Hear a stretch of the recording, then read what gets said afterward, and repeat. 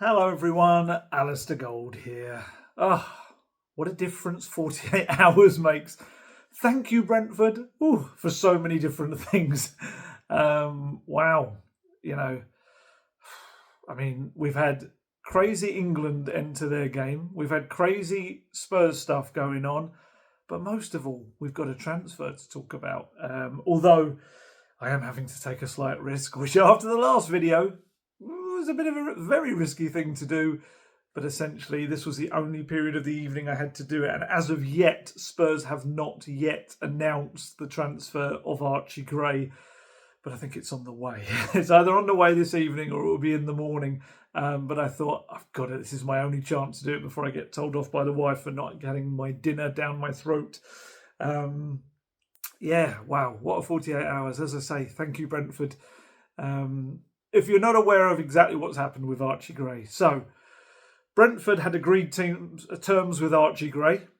They were his choice. Regular game time coming his way, as we spoke about in the last video. All the top clubs were watching on. But then somehow Brentford could just not find an agreement over the structure of the deal. They were looking to pay 35 million, rising to 40 million. And then found out yesterday morning, obviously after I'd done my video the previous evening, it had all collapsed with Brentford. So suddenly, Archie Gray was back in the game. Spurs probably punched the air when they realised that was happening. And they went steaming in there to try and get in there ahead of anyone else trying to kind of get that deal done. Some people have used the word hijacking in terms of deal. I wouldn't say it's really that. It's more going in there and picking up the broken pieces of the Brentford deal.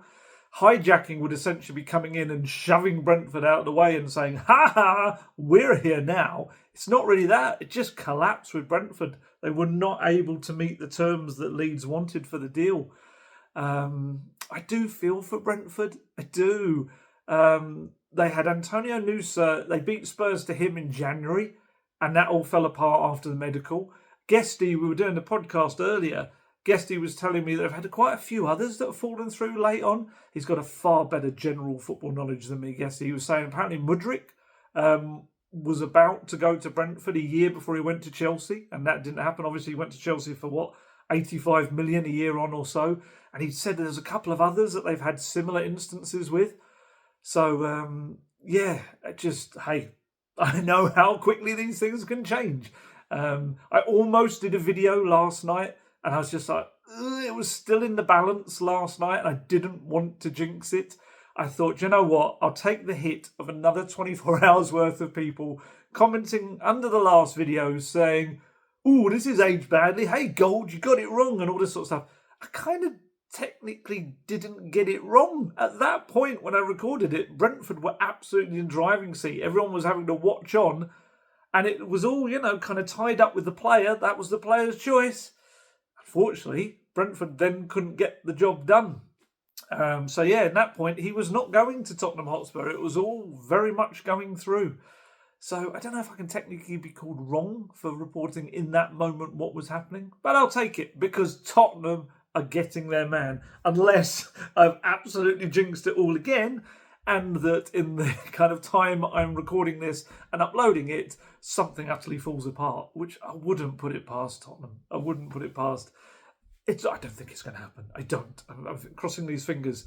But wow, what a turnaround. And you can tell how delighted I am about it, because you would have known that from the previous video. I was gutted that Spurs weren't going to get him. I think some people slightly misunderstood what I was saying in the last video. I've had some people saying that I was saying that Spurs shouldn't try to sign him, and that he shouldn't even sign for Spurs. What I was saying, I would love him at Spurs. You heard me rave about how good he is. And Guesty and I have had to watch quite a lot of Leeds in the last season because of Joe Rodon being there and doing like a loan roundup and getting an idea of how he's getting on there. All I said in the previous video was I understood the logic of why he was choosing Brentford, because he was going to get greater game time there. And I guess in terms of development, a little bit like Nusa, Similar idea, maybe the increased game time in the Premier League was going to be better for him. I was definitely not saying Spurs should not go in for him. It was more that nobody of those top clubs was going in for him because he'd made his mind up on Brentford. But thankfully, for Tottenham anyway, Brentford just could not get the deal done. Archie Gray's class. He's going to be a fantastic signing for Spurs. And I do think he'll get a fair bit of game time this season. And who knows? Injuries happen. He could end up getting a lot of game time for Spurs. He played 52 matches for Leeds last season. He is, he's not your kind of... yes, he only turned 18 in March, but he is not your kind of player that is very much like plucked out of the academy and there you go, have a try. He has played 52 times in the Championship, which is a tough, physical, draining league, and he has held his own in those games. I mean, you might have watched him in the Chelsea match in the FA Cup 5th round game. He was in the middle of that midfield as a 17-year-old.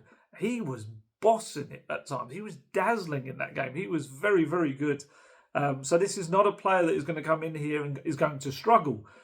He's not from another country. He's not going to have to adapt to the kind of the pace of the English game. Yeah, it's a step up to the Premier League. Of course it is. But it's going to be less of a jump for him. And it's reflected in the price tag. I've seen some people kind of suggesting that, this is the next Jack Clark, things like that.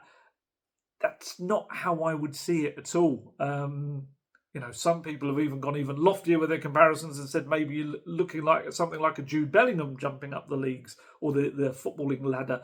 Personally, I would maybe put it akin to something like Dele. Different price tags, definitely, but with Dele Alli, there was always this feeling that he would adapt quite quickly to the next step. I don't think anyone realised how quickly he was going to adapt, but he would be quicker in his development. I'd say he's probably a good example of that. If Archie Gray can go on and have the start to life at Tottenham that Dele Alli did, wow. I mean, that was just sensational. But yeah, Spurs look like they're getting their man. I'd love to say they have, and it may well be that in the case of me doing this, they announce it. That would be awesome, because then I can kind of use some of the quotes that he says and stuff like that. Ultimately, I know the main details of the deal unless something drastic changes.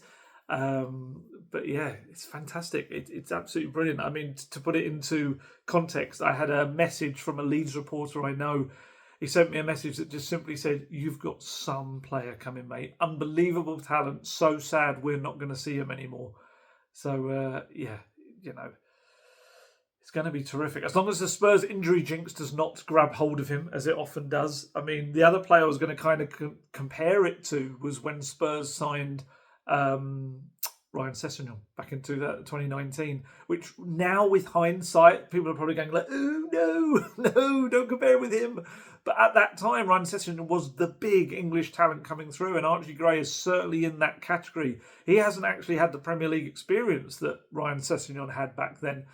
But again, reflected in the price tag, it really is. I mean, before we talk about him too much, let's talk about that price tag and the valuation and what's going to be kind of happening with this.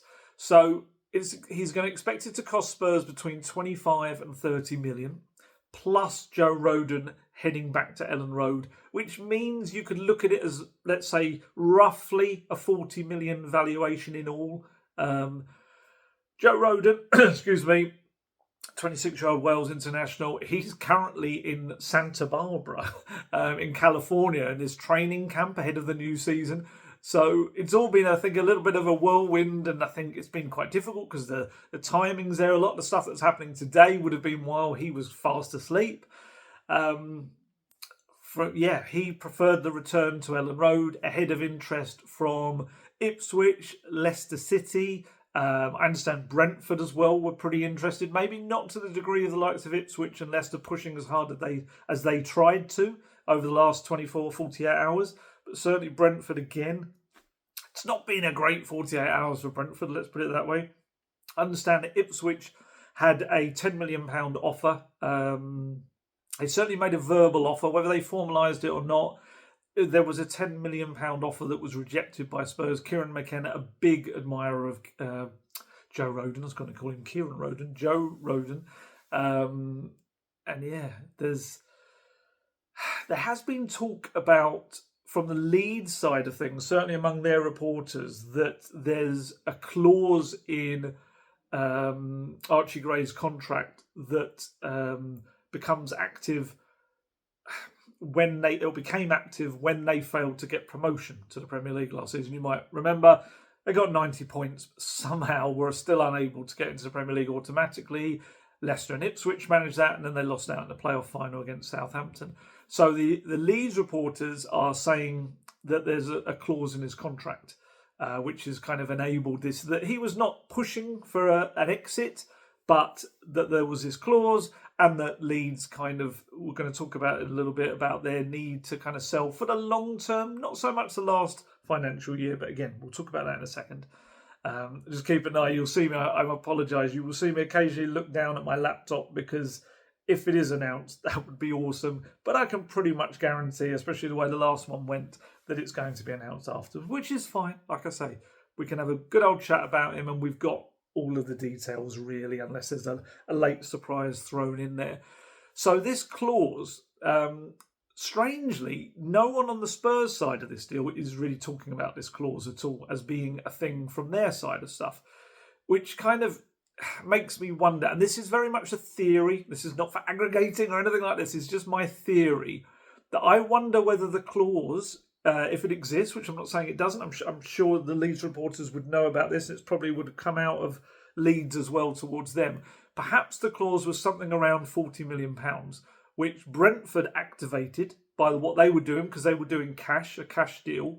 But perhaps Spurs offered a deal that was similar and fitted in that scenario, but with Rodon. But the overall package was 40, and perhaps from Leeds' perspective, it was like, we're kind of getting what we want, and technically it's still kind of within the realms of this clause, but maybe isn't igniting it, or whatever the expression is that's completely gone out of my head, triggering it, that's the word. Because I would be surprised if a release clause contained the ability to have player trading within that, another player going in the same direction. It's technically these are going to be separate deals, and definitely the term, the kind of figure that's coming out from the Spurs side of things is 25 to 30 million. They're not seeing it as a £40 million deal, let's say, and they get 10 million back from Rodon. Again, it is semantics. You always get these in deals. There's so many things that you'll hear from one side, and it sounds slightly different to the way that the other side puts it, because it's got to sound better. So from Leeds, £40 million deal sounds better. Of course it does. Technically it still is. Spurs side saying you're spending between 25 million to 30 on a player sounds better as well for their fans. So yeah. So that's why I wonder whether it's not technically falling within that clause. I don't know. It may well have. There'd be a reason that they were reporting that clause, but I just haven't really heard it from the Spurs side, and I haven't really heard it from outside the Leeds side of stuff. So like I say, that's my theory. Could be completely wrong, but that's my theory.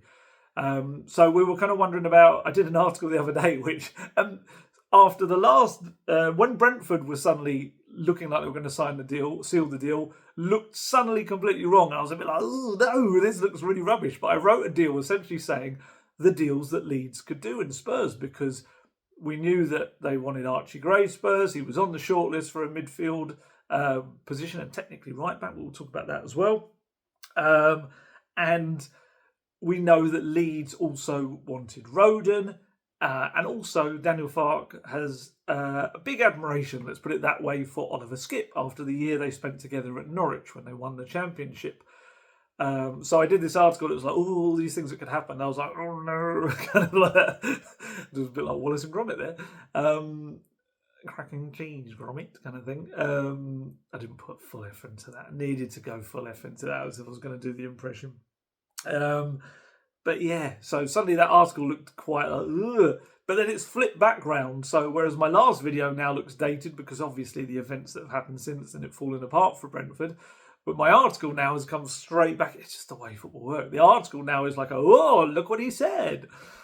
But as it is, Skippy did not end up being any part of the deal. As I think I said in the previous video, if he were to leave Spurs or be allowed to leave Spurs, there would be Premier League interest. That would be the kind of level he's going at. Although, of course, to be fair to Joe Rodon loved his time at Leeds so much last season that he has chosen them over essentially 3 Premier League clubs in a way, if you're going to include Brentford as well, and 2 of Leicester and Ipswich, very insistent on trying to get him. So that's quite a big thing. I hope Leeds fans, and it seems like they are, take a lot from that. If I'm a Leeds fan and Joe Rodon is picking my club over 3 Premier League clubs to come back down to the Championship, I think kind of instant hero status there. That's superb. They loved him already, but that's very cool for them. You could look at it, I guess, from a kind of a logical point of view and say, Leicester likely to get points deduction. There's a talk about maybe 2 sets of point deductions for them, so they could be coming straight back down again. Ipswich, bit of an unknown quantity, could be coming down again, could lose Kieran McKenna. So maybe Leeds are in a way perhaps the safest bet, because you would imagine they're probably going to come up next year. And also, again, whatever makes you happy. If he's happy at the club, crack on, go for it. Sometimes it's not about the level you're at.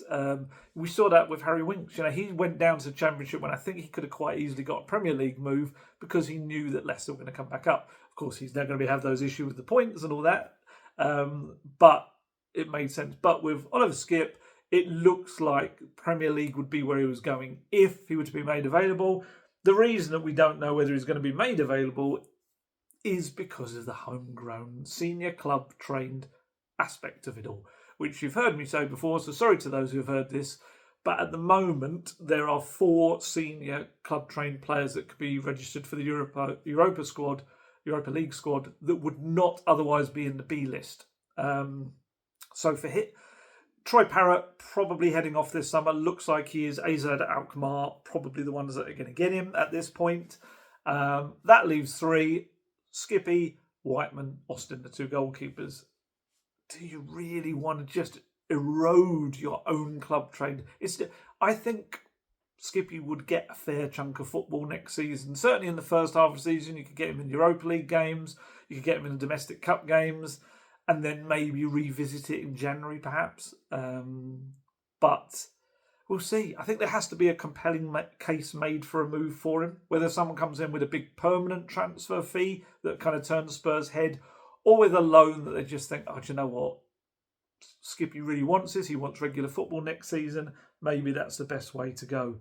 And technically, Archie Gray, if he starts the season on fire, gets a chance early on or anything like that, he really is probably competing for a spot with Skippy as well. So, yeah. But as of now, this is one of these is going to suddenly whoosh, this turnaround, and he's going to be included in the deal. But as I'm aware at this point, he is not. There were some suggestions as well that the deal had to be done by the end of Sunday. Certainly a lot of people did, I think probably myself included, outside of Leeds thought it had, because of the PSR involvement, the profits and sustainability rules. But as it was, apparently Leeds got a big investment from Red Bull, and that investment helped kind of tidy up what they needed to do to be within the PSR rules for last season's books. So that meant that technically now this still can go on for them from July the 1st, today, the next set of books for next season. So, yeah, that's easier for them to, I guess it gives them a nice old deficit. Deficit? No, it's the other way around. It gives them a nice cushion for whatever they want to go on and do.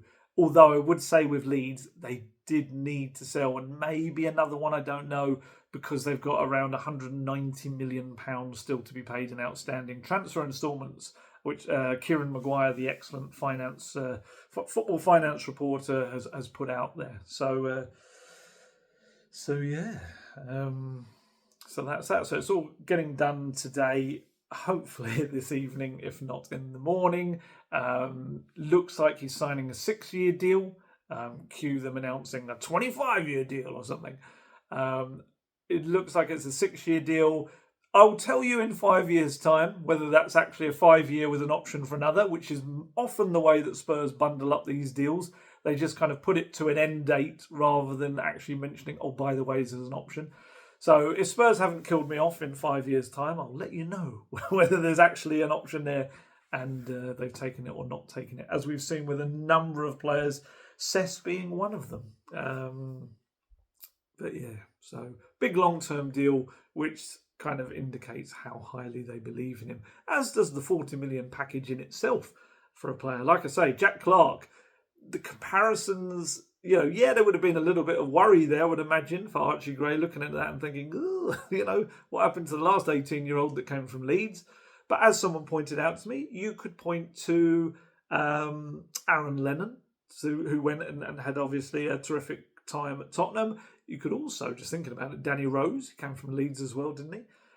So there are players that have come in and done very well, young players from Leeds. So it's not always that that's the case. But yes, Joe Rodon probably would be saying, are you sure? Are you really sure? And yeah, don't talk to Jed Spence. I know he's not coming from Leeds. Actually, he was on loan at Leeds, wasn't he? With there is a Leeds connection, I guess. But yeah, Jed would probably say, no. So yeah, about Archie Gray himself, he is very versatile. He could end up as a bit of a star in a number of positions. He can play in the number 6 role. He could play as a number 8 role. And yes, I know Postecoglou loves players that can. The whole idea is you're not supposed to be an 8 or a 6. So yeah, he could absolutely prove that point for Postecoglou. But he also spent much of last season as a right back. So yes, as I said in the last video, he could end up being the perfect Postecoglou inverted right back because he is a midfielder who can play as a right back rather than a right back having to learn to be a midfielder, or as Porro essentially has kind of had to do in a doggy, or the other way around, like Skippy playing as a left back towards the end of last season, a midfielder trying to be a fullback. Archie Gray has already gone through this process as a midfielder who became a right back last season and did it very effectively. So it remains to be seen whether that stops Spurs buying another right back or another, let's say, a number 6. We'll see. It's going to be a good test of kind of the finances. And, does it stop a potential move for, let's say, Jacob Ramsey, if Jacob Ramsey does want to move? Would they spend a total of whatever that would be, around 80, 90 million on 2 young midfielders? Obviously, Jacob Ramsey more ready-made. He's got a lot of Premier League games under his belt. But yeah, I don't know. I think it's probably too early to tell right now. Whether that's just because Postecoglou maybe needs a bit of time to have a look at him in pre-season and see how ready-made he is for him right now, or whether there just are players that he really wants to get through the door as well. But certainly you would imagine that having been very keen to go to Brentford because of the amount of game time that he was being offered, with Spurs as the next in line essentially, they must have been offering a fair wedge of game time as well. That's my thinking. Otherwise, anyone else then, Liverpool, Arsenal were all tracking him. Chelsea, I think, were tracking him. I think Villa were looking at him as well. Any of those could have come in and said, oh, well, we'll offer you more. But something about whatever Spurs' sell was, that was them the next in line, ready to step in when Brentford couldn't get the deal done. So yeah, it's very exciting. It is. It's terrific. Like I say, I love it when I kind of watch a player over the course of a season and a very kind of think, oh, I'd love him as a Spurs player. I'd love him to come to Spurs. And then you kind of see that scenario playing out. It's like, it's very cool. I was the same with Sess, to be fair. I know it hasn't worked out for him. We'll go a little talk about Sess in a moment, actually. But I'll do it now anyway, because it fits. So if you're not aware, Ryan Sessegnon is currently training with Crystal Palace, which is terrific news. It really is. They're holding talks about potentially signing him as a free agent. It would be a brilliant move for him, and I think a really good move for them. It could end up being. He's only 24, turned 24 this year. I really hope he's on the road back now. Had those 2 surgeries, one on either leg. It's meant to stop the hamstring problems, or at least lessen them. So I really hope it does. I think Palace is a terrific move for him. It would be. Oliver Glasner was at Wolfsburg when Sess was at Hoffenheim on loan and took a bit of a shine to him then. And yeah, it could be a bit of a restart for him. I know some people might now be wondering, like, you know, oh, just this, someone, sorry, there's a little Archie Gray thing. I was just having a check. I don't know what that is. That's nothing to do with it. That's fine. It's not what I thought it was. I thought it was someone giving an expert opinion on him, which was always nice. Yeah, so Sess, I know some people will be saying, I wish, you know, could they have not taken that extra year option they had on him and then got a fee for him? I don't think it would have worked like that. I think spending a fee on Ryan Sessegnon this summer would have been more of a risk. I think you probably would have had to wait till January just to see if he'd managed half a season at Spurs when he probably maybe wouldn't have played much. And just the way it's worked, I think he got a fresh start. Spurs got a fresh start. They saved themselves 6 months to a year of wages. It's probably all balanced up. And for him, suddenly clubs look at him as a free agent, and it was a much better chance of him getting a deal. And if it is Palace, I really hope it ends up being Palace. That would be so awesome, because I think it would be, fantastic for him. Really just hope the best for him. He's just had such rotten luck. You know, we speak about players that have made it or not over the years, and young players especially, and you can question sometimes their attitude. You could never do that with Sess. Sess gave his all. He was so desperate to be a Spurs success, but unfortunately, just his body just gave up on him. And hopefully, these operations will have fixed that. And I think I've said this before, but I do wonder whether, unlike someone like a Rooney or these other players that kind of wore themselves into the ground because they started so young at like 16, Sess was like 16, 17 when he was breaking through. The fact that in the last couple of years he hasn't played much football, I really, fingers crossed, hope that gives him a little bit of extra life and lease in his muscles, really, and that he can kind of have quite a long career now. It is just mad to think that he's only 24. It really is mad. So yeah, so that's Sess. It's also worth noting that today is the day that Lucas Bergvall's move to Tottenham Hotspur becomes official. You know, technically, Archie Gray will be the third summer arrival in a way, because you've got Lucas Bergvall was tied up in February. Yeah, I technically see him as a February signing, not a summer signing, but he is a summer arrival. And Timo Werner as well. So technically, Spurs will have three, I say new. I don't know if we could say Timo Werner is a new arrival, but he would not have been there otherwise had they not extended the loan. So yeah, this is the kind of first fee paid this summer. That's probably the best way of putting it. But yeah, Lucas Bergvall, official today, £8.5 million move from Djurgården that was agreed in February. Bergvall and Gray. That means that the Spurs have got these two 18-year-olds suddenly in Postecoglou's midfield that have the potential to be sensational. They could be the future of Tottenham's midfield for years to come. You know, and you're not even taking into account the likes of Mikey Moore, who's many considered to be a bit of a generational talent, Tyrese Hall that Postecoglou loves. Not even talking about Jamie Donnelly's, Alfie Devines, player like that as well. I don't know why I'm pluralising them, like there's more of one of them. But there are so many good young players now there at Spurs. And you know, I know some people are kind of questioning about, why do you spend that much on a young player? Because it could be amazing. It could be absolutely fantastic.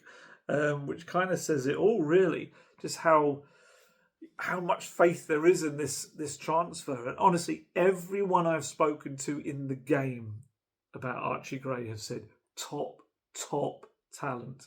The one they think is going to be the next huge thing in English football. So yeah, it's very cool. Very cool. And I hope he hits the ground running.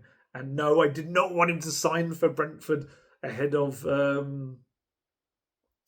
Tottenham. I did not want that whatsoever. I just understood why he was picking them. It is mad the way that people kind of take these things and see them in slightly different ways. Yeah, but hey, that's fine. That's fine. As long as they got him, I don't care. As long as they signed him, that's fantastic. Yeah, so that's that about all of those. What else have we had?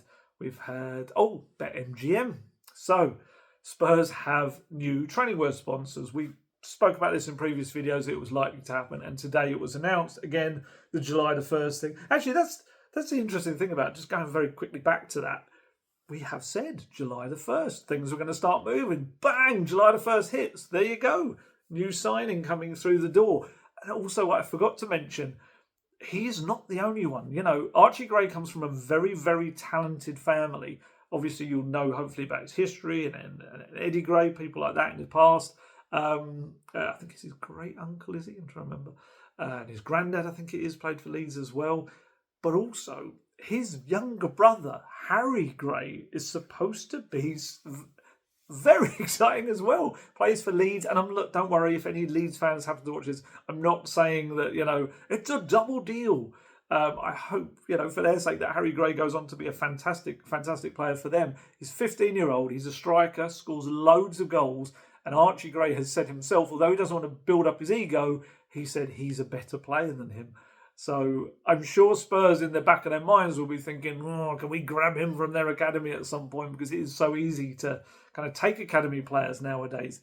But yeah, one to keep an eye out as well. There was another Gray family member there who, hopefully will be scoring lots of goals in the future. Tom Huddleston has retired. That's just happened as I'm doing this. What a terrific pass of the ball he was. Maybe not the most mobile, but my goodness, that man could pick out a pass from anywhere in the world. On the pitch. I interviewed him after Kitman Jukesy's charity match last year. I spoke to him, and he's a really nice guy to interview as well. Very knowledgeable. Obviously, he started off his coaching career now. I think he was in the academy, wasn't he, at Man U? And yeah, that'd be great if he goes on to have a terrific coaching career. Who knows? Could be a future Spurs manager one day. Who knows? But sorry. Back to MGM. I did skip back to Archie Gray and his brother Harry.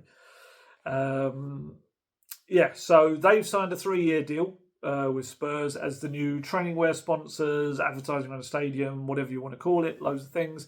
Reportedly worth £10 million a year, which is £2 million more a season than the Gettier one was. Gettier, obviously, that was a 3-year deal that came to an end this summer. Sky News, you might remember me saying, had reported last month that Gettier had a debt still of about £5 million with Spurs to be paid off. Haven't heard any more on that. I don't know whether that has been paid off or not. But yeah, that's still to... I'll have to keep asking around. It's gone quite quiet on that.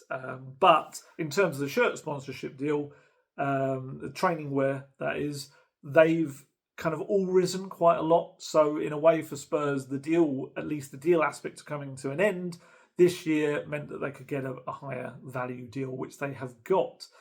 And these are now the... what not only they will wear in training, but they will wear in their warm-up shirts before games. Here's the club statement for you if you really are desperate to hear it. The brand will become the club's official betting partner for both the men's and women's team and the official front of training wear partner for the men's team. Through this partnership, BetMGM will feature on media backdrops and the men's first team training kit during Premier League, Domestic Cup and European fixtures. Additionally, BetMGM will be highlighted on pitchside LEDs and big screens at Tottenham Hotspur Stadium. The club will also be working with BetMGM on providing unique experiences for our fans via giveaways and through partnership events. So, if you're wondering, which you may well be, about the whole how can you have a betting company on the front of a shirt, because it has been something that's been in the news. Last year, Premier League clubs agreed to remove gambling logos from matchday shirts from 26-27 season onwards, but they will be allowed to use them still from then on training wear, sleeve sponsorship and advertising around the stadium and training grounds. BetMGM, if you're not aware of it, are part of a bigger group called the Leo Vegas Group. BetMGM aspect of it entered the market last year. It was 2023, yes. They've got a few smaller sponsorship deals. I think they've got recent ones with Newcastle and Wolves. I feel like they're also involved in Man City in some respect. But this will be a more prominent deal, I guess, with Spurs. And like I said, it's not going to be something for everyone at all. It's not going to go down well with everyone, and I completely understand why. And the deal, we said this before, will not, the name will not be on the training shirts worn that you can buy as a supporter. the statement, if you're not aware of it, that came out with the home and away shirt said, for the 24-25 season, all of our kits will be sold without the sleeve partner logo, and our training range will be sold without the training wear partner logo. These are excluded from retail inventory even for the coming season. Probably best. You don't want kids wearing them with betting logos on them. It's not a good look at all. To be completely upfront, I'm not a betting man.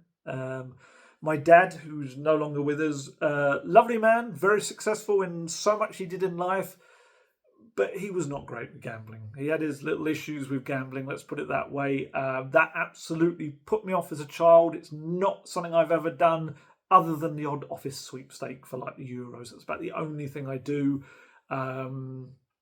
So I must admit, personally, as someone that often buys the training top, I don't normally get the actual match kits anymore, but I might buy a training top to wear for five-a-side each week. Kind of happy I'm not going to have a betting company on the front of it. That is just personally my view on it. And it just comes from my dad. It does. And watching him kind of make a bit of a mess of things with it all at times, and having, I guess, more of an inability to, towards the end, stop. But that's just me. It definitely doesn't apply to everyone. I know many people that bet and have absolute control over doing it, and it is no issue for them whatsoever, and they just enjoy it as a fun thing they do. Just very much a personal experience. So yeah, am I absolutely ecstatic they've got a betting company on it? Not really, but I'm also thankful I don't have to wear it if I buy it to play in my five-a-side games. And to be honest, I might do, because I like the main training shirt. It's very nice. I got Sonny kind of wearing it in the images that they put out today. It's got a nice look to it. Technically called the training t-shirt or something. The warm-up shirt's a little bit like the Soccer Aid ones that the rest of the world team wore in that. They've got that bit of a vibe to them. In case you're wondering, the mad prices that are always on these things. Training tops £45, which is way cheaper than the match kits, which is normally why I go for them. Warm-up top £60, and the long sleeve drill tops are £65. They look quite nice, but I don't think I'd be spending that sort of money on it because I am a bit of a cheapskate. Sleeveless vest £40, which you always see them wearing. They'll be wearing them on the pre-season tour because apparently, so I'm told, in Japan it could be pushing 40 degrees Celsius out there. So I'd imagine they will be having to wear those sleeveless tops, and Korea will be very humid as well, and probably in the 30s. So yeah, you'll get to see those. £40 each. Well, there you go. What a bargain. Not. Yeah, that's about it really. As I hoped they might announce something. Doesn't look like it's coming in the immediate aftermath of this video. Obviously, with the way these work for me, I will probably publish this and he will sign a minute later, or it will go up after he's signed. I won't do another little video just to do that. I will include whatever he says in the next 48 hours or so if anything happens. Like I said, I'm quite enjoying doing these more regular, shorter videos.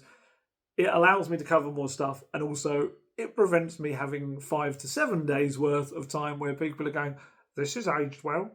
I know it has, but it's not my fault. I can't control Brentford not being able to pay the structure of a deal. I can't. I don't have the power. I just don't. So there you go. I'm going to have to get my old Scottish back into me. I do, if you're not aware of my mum is Scottish. She's Glaswegian. So hence Alistair, and spelt the way it is. So I can do a decent Scottish accent when I actually put my mind to it. And I'll be heading up there next month for the game in Edinburgh at Hearts, and taking an opportunity to go and see my mum as well, who is back up in Scotland in the last 15 years or so. But enough about me and my family. God, you've got to know a fair bit about my parents as well in this one, which you really didn't need to know. But hey, I'm a sharing kind of guy, I guess. So yeah, that's what we're talking about. That's everything. That is Archie Gray, who now hopefully looks like he's going to be a Tottenham player. Please don't fall through while I'm doing this video. I can't take another 48 hours. I would just have to delete the video. I think I would just have to. I've never thus far deleted a video. I have once recorded a video. There was about an hour's worth of video, and I just got to the end of it and I just wasn't happy with it. And I was really glad that I didn't publish it, because I can't remember what it was, but something else big happened within the next 24 hours. It was a couple of months back. I can't remember what it was. That's the only time. It was soul destroying to speak for an hour and then just have to put it in the recycle bin. But yeah, I think that would be the only time I would delete a video, would be this one, if I got to the end of it and it fell through before publishing. Or even after publishing, I might just go, no, I can't take the comments. But there you go. It's all part of the fun. I know it is. If I'm going to put myself up to do these and then something suddenly changes, it's going to be my fault, even though it wasn't. But there you go. Right, time to head off. Good fun. I enjoyed that. You could see I'm in a happy mood. I loved talking about new signings, especially players that I've really wanted to come to the club. It reminds me of way back in the day when Gary Lineker, weirdly, as a Spurs fan growing up, Gary Lineker was my favourite player, even though he didn't play for Spurs at that point. He was at Everton and then went on to Barcelona. It was really weird as a kid, isn't it? I think when you're a kid, it doesn't sometimes matter. You have the club allegiance, but you can just love a player. Like a lot of young kids now probably support one team, but will love Jude Bellingham, especially if he's going to do amazing stuff like that. I love that. No, take Bellingham off, take Kane off, and they both scored the goals. But that's a whole other subject. So yeah, but when I was a kid, it was very much, I was a massive Spurs fan because of my dad and my family. But my favourite player was Gary Lineker. So that moment when he signed for Spurs was just like, oh, it was like the meeting of two things. It was just incredible as a kid. I was very young, but I just remember even now the excitement about that. And I'm not saying this Archie Gray transfer is on those kind of levels for me, but it's very cool. And I'm very excited to see what he can do at Tottenham Hotspur and hopefully go on to be a bit of a legend himself. That would be amazing. But long way to go. Very young, only 18, turned 18 in March, long way to go. But hopefully we'll be talking about him over the course of this season as what a bargain. Because it's funny, isn't it? This is what I'm intrigued to see with the fans now, because you had some people kind of upset that we weren't hijacking it, Spurs. Whereas obviously, as I said at the point, you couldn't really hijack it because he decided on Brentford, but they could step into the breach when Brentford fell out. But then also, people start to moan that, Spurs have only signed a kid from the Championship? It's an interesting one, but it works both ways. It may very well be different people saying different things, but I don't know if you can say one and then say the other. But of course, Spurs have to add to this. This can't be the only transfer. I'm not absolutely saying that it needs to be. They need a lot more. Postecoglou wants a lot more. But to get a signing in, you could argue 3 new faces, new with Werner, I know, before pre-season start. That's something. But I'd like to see maybe another one over the course of next week. That would be terrific. But there you go. Yes, still looking. You can still see me still looking across to see whether it's been announced. But yeah, essentially it'd just be quotes with the addition to it. But it's just still the little fear in me that it's not been done yet. We'll have that. We'll have Roden. I think they'll both be announced as separate deals. That seems to be the plan. But obviously within the one umbrella, let's put it that way. Yeah, and then we'll have more to come. Hopefully do another one of these within the week, and we'll have more little bits and pieces to talk about, movements in and out of the club. I think, as I said before, July the 1st coming along, I think that's going to be the click now. For a lot of clubs now are going to be looking at next year's financial results as well. So they've got nothing they don't have to be scared about last season's, what's happened. They can now look forward to start getting sales done, which go on this year's, like I said about Leeds, gives them a bit of a cushion, but also they can make moves as well. So I think we'll see players heading out of the club, and I think we'll see players coming into it. I reckon next fortnight will be a little bit of I think we'll have a few more to work on and talk about. So there you go. Right, I'm going to head off now. I'm going to have to get my dinner. I'm going to get told off. So as always, stay healthy, stay safe, look after yourselves. I shall catch you later. Goodbye.